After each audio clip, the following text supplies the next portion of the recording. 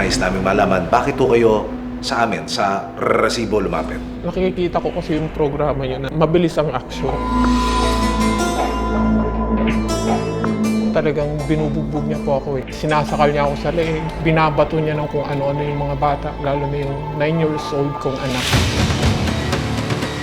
Inginudngud niya sa mukha ko yung na punong-puno ng ihip.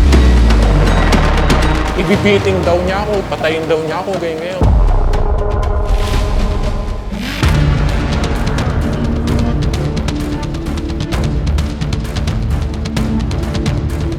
Ayan yung kulay dilaw na building na yan. Yan yung...